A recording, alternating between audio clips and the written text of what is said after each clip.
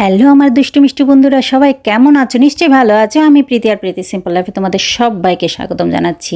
এটা একটা রান্নার ভিডিও, তবে এটা একটা টিফিন ভিডিও শেয়ার করলাম। যেমন বরের টিফিন বক্সে দিতে পারো, বাচ্চাদের স্কুলের টিফিনে দিতে পারো, সকালবেলা বিকালবেলা নাস্তায় এটা বানিয়ে নিতে পারো, অথবা বাসায় হঠাৎ করে গেস্ট চলে আসলো বানিয়ে নিতে পারো। ভীষণই ভালোই, আমি একদম স্বাস্থ্যসম্মত একটা রেসিপি, আর বাসায় থাকা উপকরণ দিয়ে তোমরা তৈরি করে নিতে পারো।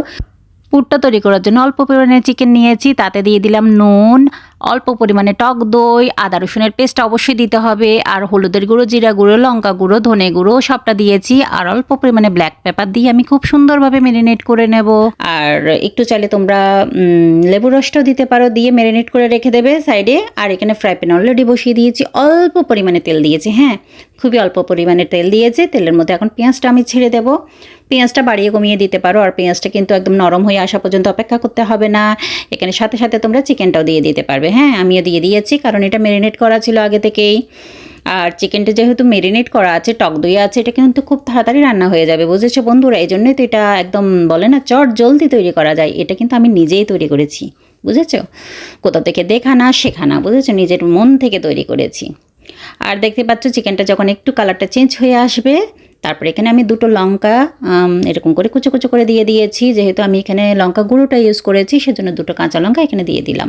এখানে আর কোনো রকম মশলা আমি ইউজ করব না। আর দিয়ে দিলাম আমি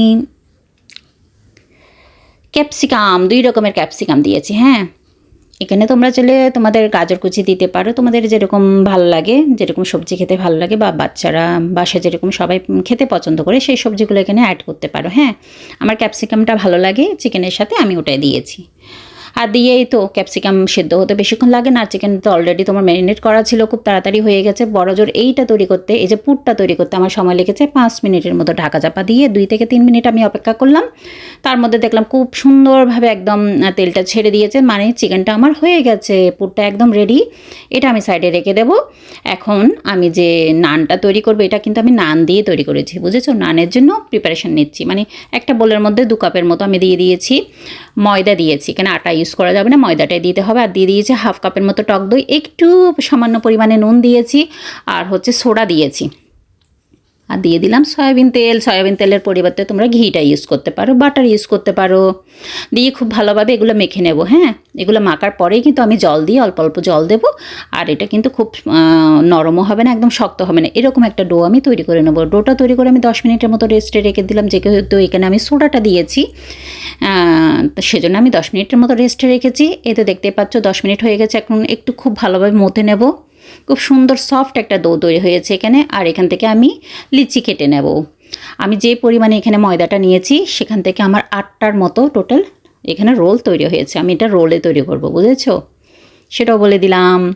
এখন যেভাবে আমরা রুটি বেলে থাকি সেভাবে বেলে নেব। দেখতে পাচ্ছ 8টা হয়েছে। একে একে সবগুলো আমি রুটি বেলে নেব। একদম পাতলা করে বেলবে না, কিন্তু হালকা একটু মোটা থাকবে। কীরকম পুরুত্বতা থাকবে এই রুটিটার, সেটা আমি দেখিয়ে দেবো পরে, তোমরা বুঝতে পারবে। দেখতে বুঝতে পেরেছো? কারণ এটা যখন আমি তৈরি করব তখন কিন্তু ফুলের ডাবল হয়ে যাবে, বুঝেছো বন্ধুরা? সবটা দেখতে থাকো, স্ক্রিনের মধ্যে দেখলেই তোমরা বুঝে যাবে। একে একে সবগুলো রুটি তৈরি করে নিলাম। এখন একটা তাওয়ার মধ্যে দিয়ে দিলাম, আমি রুটিটা দিয়ে দিলাম। দেখতে পাচ্ছ কীভাবে ফুলে যাচ্ছে, দেওয়ার সাথে সাথে কিন্তু ফুলে যাবে, বুঝেছো? এইখানেও তোমরা ঘি, বাটার বা সয়াবিন তেল সবটা ইউজ করতে পারো। আমার বাসায় ঘি ছিল না, বাটারও ছিল না, দুটোই ছিল না বলে আমি তেল দিয়ে তৈরি করে নিয়েছি। ঘি বাটার দিলে স্মেলটাও ভালো আসে, আর টেস্টটাও ভালো আসে। সুন্দর একটা যখন কালার চলে আসবে এক প্রান্তে, তখন তোমরা এরকম করে তেল বা ঘি বাটার যেটা ইচ্ছে করে সেটা দিয়ে দেবে। আমি তেল দিয়ে দিয়েছি। এই তো এভাবে করে সেঁকে নেব। সুন্দর যখন একটা কালার চলে আসবে তখনই নামিয়ে নেব। খুব তাড়াতাড়ি নানটা কিন্তু হয়ে যায়। শুধুমাত্র রোলের জন্য যে নানটা ইউজ করতে হবে তা না, তোমরা কিন্তু তরকারির সাথে এমনিতেও খেতে পারো নানটা। যে কোনো সময় চট জলদি বানিয়ে নিতে পারবে। শুধুমাত্র সোডা আর টক দইটা যদি বাসায় থাকে না, যে কোনো সময় বানিয়ে নিতে পারবে। দেখেছো কী পরিমাণে ফুলে যাচ্ছে?